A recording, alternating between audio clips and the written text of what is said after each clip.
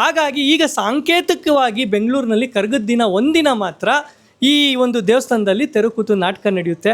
ಈಗ ನಾವಿಲ್ಲಿ ದ್ರೌಪದಿ ಮೂರ್ತಿಯನ್ನು ಏನು ನೋಡ್ತಾ ಇದ್ದೀವಿ, ಕೆಂಪು ಅಂದರೆ ಕೋಪದಲ್ಲಿದ್ದಾಳೆ ಆಕೆ ಅಂತ ಹೇಳಿ. ಅಂದರೆ ಇಲ್ಲಿ ಮುಡಿ ಕಟ್ಟಿದ್ದಾಳೆ ಆ ಅಮ್ಮ, ನೀವು ನೋಡ್ಬೋದು. ಸೊ ಏನು ಇವನು ಆರ್ವಾನು ಯಾರು ಅಂದರೆ ಆತ ಅರ್ಜುನನ ಮಗ ಅಂತೇಳಿ ಮಹಾಭಾರತದಲ್ಲಿ ದಾಖಲೆ ಆಗುತ್ತೆ.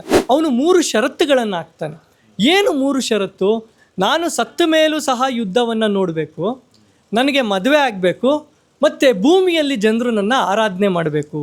ಆರ್ವಾನನನ್ನು ಒಂದು ಏನು ತೃತೀಯ ಲಿಂಗಿಗಳು, ಟ್ರಾನ್ಸ್ಜೆಂಡರ್, ಮಂಗಳಮುಖಿ ಕಮ್ಯುನಿಟಿಯವರು ಆರಾಧನೆ ಮಾಡ್ತಾರೆ.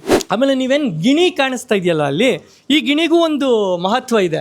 ಒಂದು ರಾಕ್ಷಸನ ಪತ್ನಿ ಈಕೆ, ಸಿಂಪಕವಲ್ಲಿ ಅಂತ ಹೇಳಿ ಒಂದು ಪುರಾಣಗಳಲ್ಲಿ ಹೇಳುತ್ತೆ. ಚೈತ್ರ ಪೌರ್ಣಿಮೆ ಆಗುತ್ತೆ ಏಪ್ರಿಲ್ ತಿಂಗಳಿನಲ್ಲಿ, ಬೆಂಗಳೂರು ಕರಗ ಆಗುತ್ತಲ್ಲ, ಅದಾಗಿ ಮರುದಿನ ಪಾಡ್ಯ ಇಲ್ಲಿ ದ್ರೌಪದಿ ಕಲ್ಯಾಣೋತ್ಸವ ಆಗುತ್ತೆ. ಅರ್ಜುನಂಗೂ ದ್ರೌಪದಿಗೂ ಕಲ್ಯಾಣೋತ್ಸವ. ಮಧ್ಯೆ ಇರುವಂಥದ್ದೇ ಐತಿಹಾಸಿಕ ಪುರಾಣ ಪ್ರಸಿದ್ಧ ಕಲಾಸಿಪಾಳ್ಯ ಕರಗ.